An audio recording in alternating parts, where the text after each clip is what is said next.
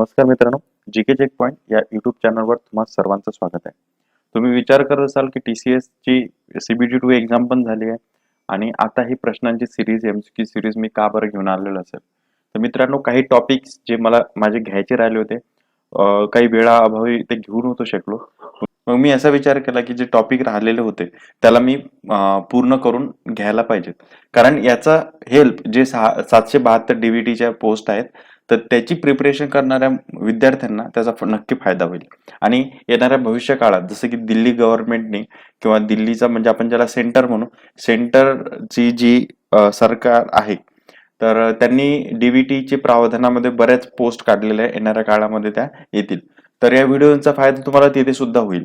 तर म्हणून असा मी विचार केला की आपण सुरू करू. म्हणून कुठलाही वेळ न घालवता आपण या व्हिडिओला सुरुवात करू. आणि आजच्या व्हिडिओवरचे प्रश्न जे आपण पाहणार आहे, DC जनरेटरचे पाहणार आहे. आणि ॲज युज्युअल की आपल्याला या व्हिडिओमध्ये जास्त एक्सप्लेनेशन मी करणार नाही, जिथं आवश्यक वाटलं तिथे करेल. तर म्हणून क्वेश्चन आणि आन्सरिंग असेल. तुम्हाला जर एक्सप्लेनेशन वगैरे ह्या गोष्टी पाहिजे असतील तर कदाचित तुम्ही हा व्हिडिओ बघू नका, कारण हा व्हिडिओ तुमच्यासाठी नाही. आणि तुम्हाला या व्हिडिओची सिरीजची अनुभव आलेलाच आहे. वायरमॅनमध्ये या व्हिडिओ सिरीज मधून बरेच प्रश्न ॲज इट इज आले आहेत. त्यानंतर इलेक्ट्रिशियनचा पेपर झाला, त्याच्यामध्ये सुद्धा ॲज इट इज पेपर प्रश्न आलेले आहेत. त्यामुळे तुम्ही काही एक मिस करू नका. चला तर मग प्रश्नाला आपण सुरुवात करू. पहिला प्रश्न बघा, DC जनरेटरचे प्रश्न आहेत. तर what is the name of the part mark x in the DC generator. हा इथं तुम्हाला जो एक्स मध्ये जो पार्ट मार्क दिसतोय, याचं काय नाव आहे, याला आपण काय म्हणतो, तर काय म्हणतो याला कम्युटेटर रेझर. ठीक आहे. त्यानंतर question number 2, what is the name of DC generator. इथे जो तुम्हाला जो DC जनरेटर दिसतोय, याला आपण काय म्हणतो, तर याला काय म्हणतो डिफरन्शियल लॉंग शंट कंपाऊंड. तर मित्रांनो, हा प्रश्न ॲज इट इज वायरमॅन मध्ये आलेला होता. ठीक आहे. तर म्हणून प्रश्न महत्वाचे आहेत, सिरीज सुद्धा महत्वाची आहेत. या आधीचे तुम्ही जर पार्ट बघितले नसेल, जवळपास 13 पार्ट झालेले आहेत. 13 पार्ट सुद्धा डिस्क्रिप्शन मध्ये मी दिलेला आहे. आणि टेलिग्राम चॅनल नक्की जॉईन करा, तिथे आपण टेस्ट सिरीज सुद्धा कंडक्ट करत आहे. ठीक आहे. चला बघू आपण पुढचा प्रश्न. Which rule is use to find the direction of induce EMF in DC generator. कुठला रूल आपण यूज करतो डायरेक्शन जे असते इंड्यूस EMF ची, तर ते शोधण्यासाठी आपण कुठला रूल करतो. तर तो क्रॉ नाही आहे, त्याला राईट हँड पाम रूल नाही, फ्लेमिंग लेफ्ट हँड रूल नाही, तर तो कुठला आहे, फ्लेमिंग राईट हँड रूल आहे. ठीक आहे. त्यानंतर next, which formula is use to calculate the generated EMF in DC generator. असा कुठला फॉर्म्युला आहे ज्याच्या माध्यमातून आपण जनरेटेड EMF कॅल्क्युलेट करू शकतो. तर तो कुठला फॉर्म्युला आहे, generated EMF is equals to 5ZN divided by 60 into P/E. ठीक आहे. त्यानंतर question number next, what is the formula to calculate back EMF of a DC motor. कुठला फॉर्म्युला आहे ज्याला आपण ज्या फॉर्म्युलेच्या माध्यमातून बॅक EMF काढतो DC मोटरचा, तर तो काय आहे, EB is equals to V minus IA holds. ठीक आहे. त्यानंतर next, what is the name of the part X in the DC generator. हे जे DC जनरेटर तुम्हाला इथे दिसत आहे, हा जो एक्स म्हणजे इथे जो पार्ट जो दाखवलेला आहे त्याचं नाव काय आहे, तर याला आपण काय म्हणत असतो, पोल शू. ठीक आहे. त्यानंतर question number next, what is the name of the DC generator. इथे DC जनरेटर तुम्हाला हे जे दिसत आहे याचं नाव काय आहे, तर याला आपण काय म्हणू शकतो, सेपरेटली एक्साइटेड जनरेटर. ठीक आहे. त्यानंतर question number next, question number 8, which energy is converted into electrical energy by generator. कुठली एनर्जी आहे जी जनरेटरच्या माध्यमातून कन्वर्ट इलेक्ट्रिकल एनर्जी मध्ये केलं जातं, ती ऑब्व्हियसली आपल्या सगळ्यांनाच माहिती आहे, बेसिक प्रश्न आहे. Mechanical energy converted into electrical energy by the help of generator. ठीक आहे. What is the name of the DC generator field. इथे तुम्हाला DC जनरेटर फील्ड येत आहे, याचं काय नाव आहे, तर याचं नाव आहे कम्युलेटिव्ह कंपाऊंड जनरेटर. ठीक आहे. हा प्रश्न आपण आपल्या टेस्ट सिरीज मध्ये टाकलेला आहे. एक हिंट सांगतोय, क्वेश्चन लीक करतोय, त्याचा सुद्धा तुम्ही फायदा घ्या. चला ठीक आहे. त्यानंतर next, what is the principle of DC generator. DC जनरेटरचं नेमकं काय प्रिन्सिपल असते, तर आपल्याला माहित आहे Faraday's law of magnetic induction, हे त्याचं असायला पाहिजे. तर बघा ऑप्शन पण तसा दिलेला आहे इथं, Faraday's law of electromagnetic induction. त्यानंतर question number next, what is the formula for dynamically induce EMF. कुठला फॉर्म्युला आहे डायनेमिकली इंड्यूस EMF चा, तर BLV sin थीटा होल्ड्स. ठीक आहे. त्यानंतर next question number 12, which rule is to find the direction of magnetic field. कुठला rule आपण direction find करण्यासाठी, कोणतं पण मॅग्नेटिक फील्डचं डायरेक्शन, तर मग ते कुठला रूल आहे, तो फ्लेमिंग्स राईट हँड रूल. त्यानंतर question number next, what is the name of the part of DC generator. हा जो डीसी जनरेटरचा पार्ट आहे याला आपण काय म्हणतो, याला आपण काय म्हणतो, योक असं म्हणतो, ठीक आहे, किंवा फ्रेम असं म्हणतो, ठीक आहे. त्यानंतर क्वेश्चन नंबर 14 बघा, how many parallel paths in duplex lap winding of 4 pole DC generator. किती पॅरलल पाथ असतात डुप्लेक्स लॅब वाइंडिंग मध्ये, जे 4 पोल जनरेटर आपण म्हणतो डीसी जनरेटर, तर किती असतात ते पॅरलल पाथ? 12 पाथ असतात, 12, म्हणजे option number D. Name the part of DC generator. हा जो तुम्हाला डीसी जनरेटरचा पार्ट दिसतो याला काय म्हणतात? याला काय म्हणतो? आर्मेचर कोर लॅमिनेशन, ठीक आहे. त्यानंतर question number next 16, how interpoles are connected in DC generator.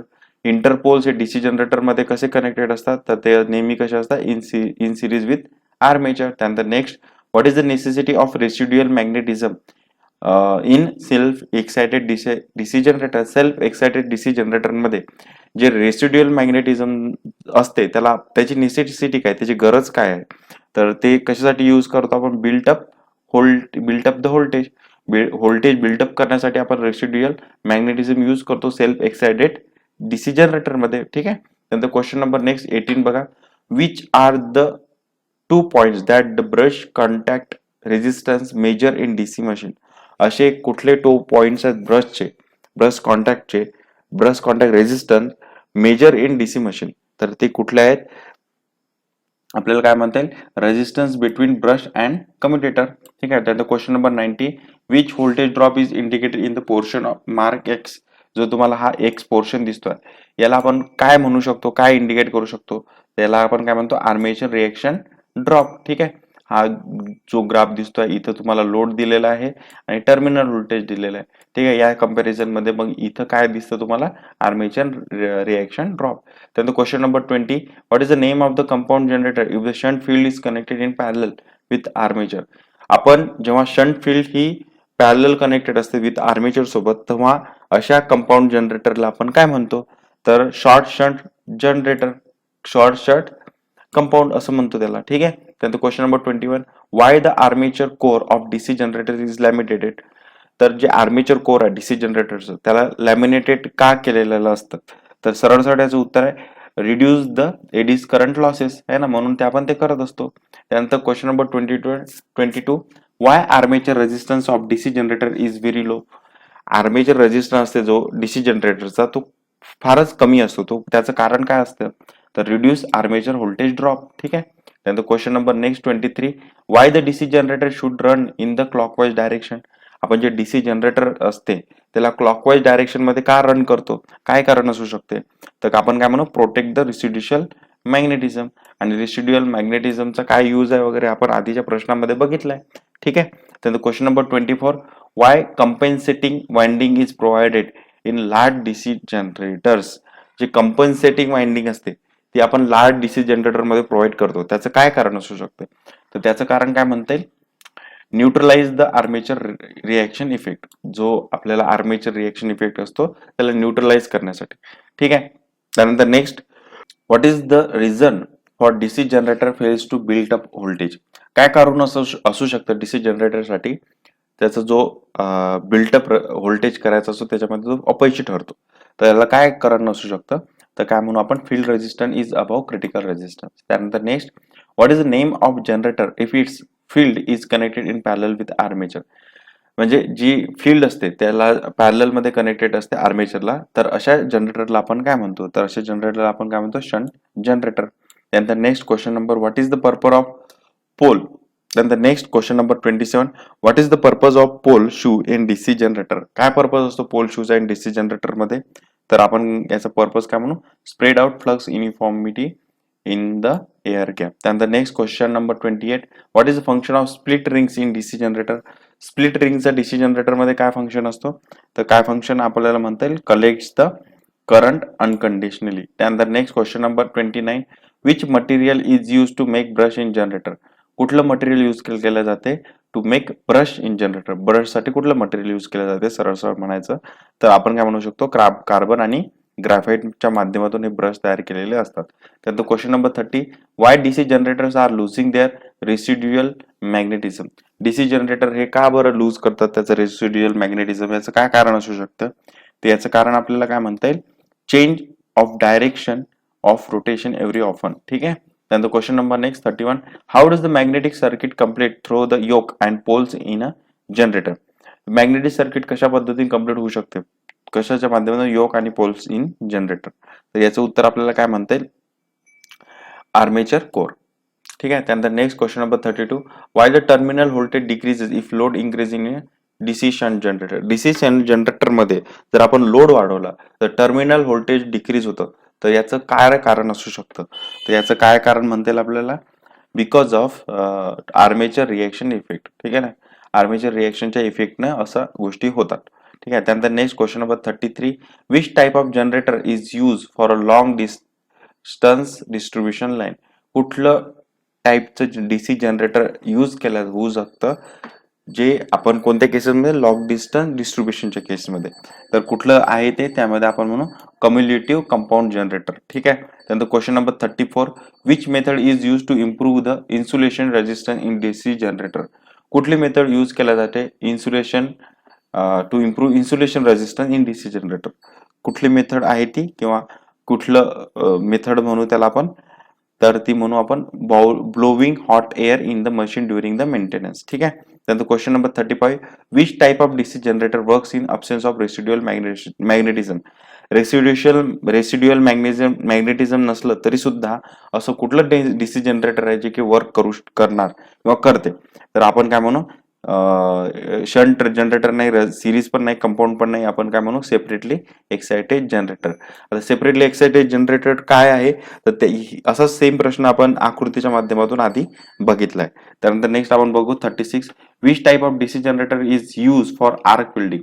Arc वेल्डिंगच्या केसेसमध्ये कुठल्या टाईपचं डीसी जनरेटर आपण यूज करतो, तर कुठल्या टाईपचं आहे ते, डिफरन्शियल कंपाऊंड जनरेटर. ठीक आहे. त्यानंतर next question number 37, what is the property of wave winding in DC generator. काय प्रॉपर्टी आहे वेव्ह वाइंडिंगच्या केसमध्ये इन डीसी जनरेटर, तर आपण काय म्हणू, लो करंट हाय व्होल्टेज. ठीक आहे. त्यानंतर next question number 38, what is the purpose of resistance wire is use in the commutator connection in DC generator. काय पर्पज असतो रेजिस्टन्स वायरचा in commutator connection in DC generator, तर याचं आपण काय म्हणू शकतो, तर स्मूथ, ऑप्शन नंबर डी आहे बघा, smooth reversal of current direction. त्यानंतर next 30 number, why solid pole shoes are use in DC generator. Solid pole shoes काय यूज केला जातात डीसी जनरेटर मध्ये, तर काय यूज केला जातात ते, to reduce the reluctance of magnetic path. ठीक आहे. त्यानंतर question number 40, which metal is use to make large capacity of DC generator yoke. कुठलं मेटल यूज केलं जाते लार्ज कॅपॅसिटी ते डीसी जनरेटरच्या युगमध्ये, तर काय म्हणू आपण त्याला, रोल्ड स्टील. ठीक आहे. त्यानंतर question number next, what is the function of split rings in DC generator. मला वाटतं रिपीट झालेला आहे. स्प्लिट रिंगचा काय उपयोग असतो किंवा काय फंक्शन असतं डीसी जनरेटर मध्ये, तर काय असतं ते, मेक आउटपुट इन युनि डायरेक्शन.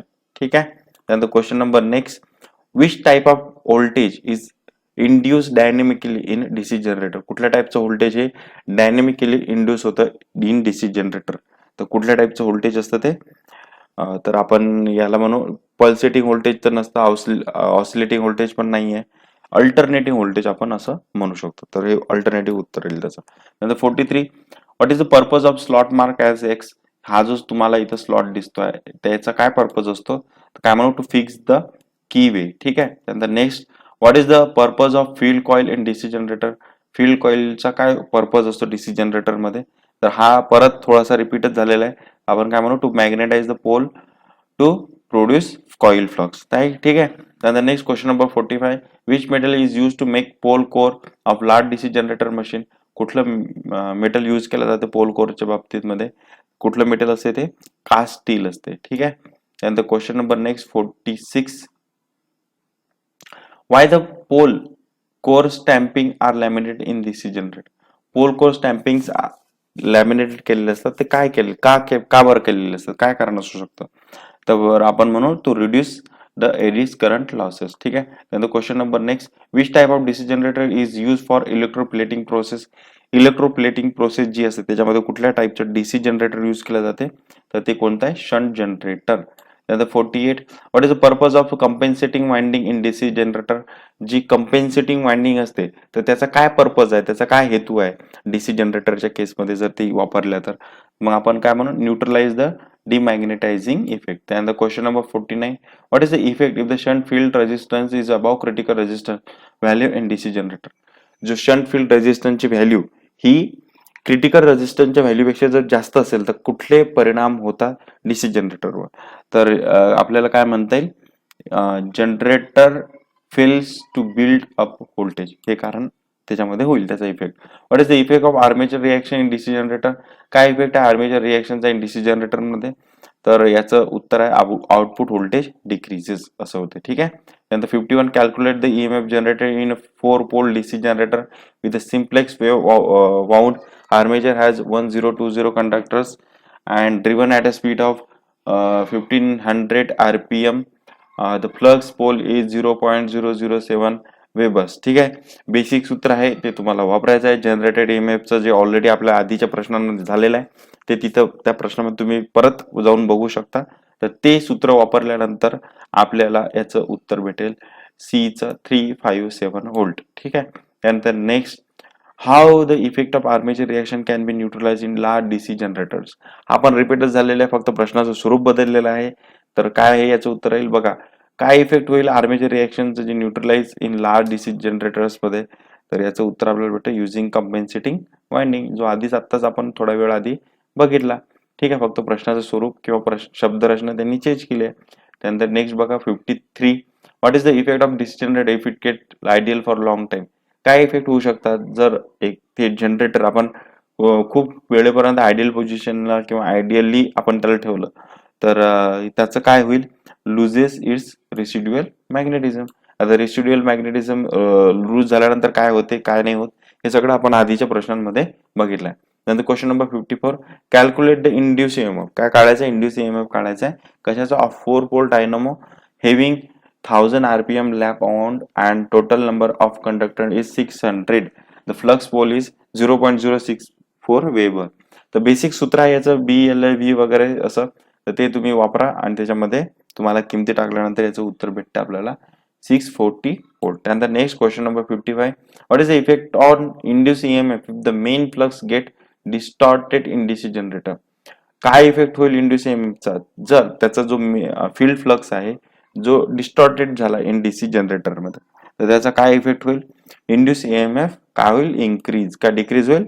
तर डिक्रीजेस होईल. ठीक आहे. त्यानंतर question number 56, what is the cause for heavy sparking in brushes of DC generator? जो हेवी स्पार्किंग होते ब्रशेसची त्याचा काय कॉज होऊ शकतो किंवा त्याचा काय परिणाम होऊ शकतो? तर आपण काय म्हणू, MNA आणि GNA पोझिशन चेंज होते. जे डीसी जनरेटर मध्ये जी MNA पोझिशन असते आणि GNA पोझिशन असते ती काय होईल? चेंज होईल. बघा हे आपल्याला इथं भेटतं उत्तर.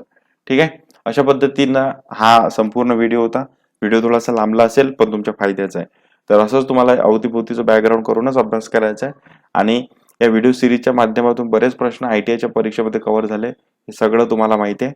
म्हणून अजूनही तुम्ही काही तुमच्या मित्रांना सबस्क्राईब करायला लावायचं असेल तर त्यांना सांगा, हा व्हिडिओ त्यांच्यापर्यंत पोहोचवा जेणेकरून त्यांना सुद्धा या गोष्टीचा फायदा होईल. चला भेटू आपण पुढच्या MCQच्या व्हिडिओ सोबत. तोपर्यंत लाईक करा, कमेंट करा आणि शेअर करा. धन्यवाद.